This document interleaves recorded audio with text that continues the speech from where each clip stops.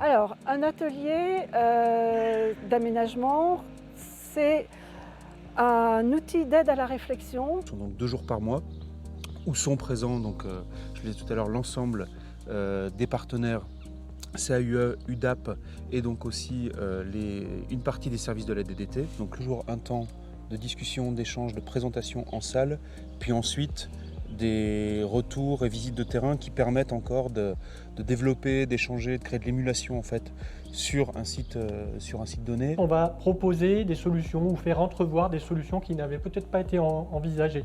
On va se poser des questions sur l'accessibilité ou sur la sécurité incendie, des choses très concrètes, hein, ce sont des exemples. Raccrocher le projet à tel ou tel programme qui va permettre d'enrichir l'ingénierie sur place ou de trouver des financements même pour la réalisation des travaux. Les sollicitations, elles sont très diverses. Elles peuvent aller sur une question purement d'aménagement d'espace public. Dans d'autres cas, elles peuvent porter plutôt sur des questions de stratégie d'urbanisme. On est là un peu pour aiguiller les élus.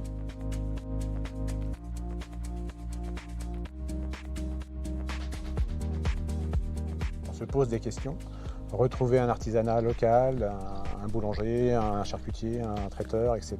Et autre chose aussi. Pour moi, il n'y a pas de recette, il y a une envie. Et il faudrait qu'on puisse revitaliser. Mais là, on a une période, je pense, où il y a la possibilité de le faire. Nous avons travaillé essentiellement sur 2 projets que nous souhaitons mener d'ici les 5 ans à venir.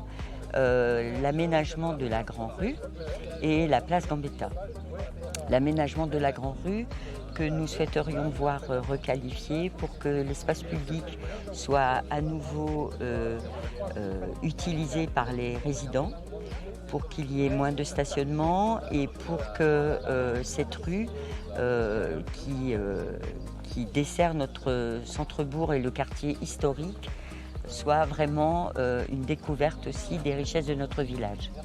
La place Gambetta, qui est un lieu de vie très important au cœur de notre village, puisque le marché s'y déroule, a besoin d'être réaménagé. Je souhaiterais lui redonner une vraie identité. Pour conclure, je pense que cette notion-là est importante.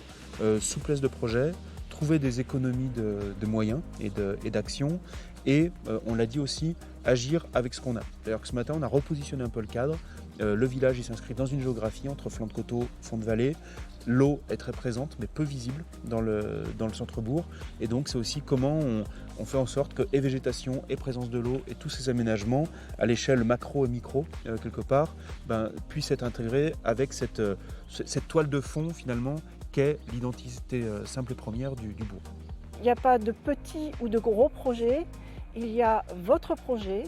Le projet que vous avez conçu, que vous portez, que vous souhaitez partager avec vos administrés ou vos usagers, mais qui des fois peut avoir besoin d'un petit coup de pouce pour mûrir complètement et pour s'épanouir pleinement.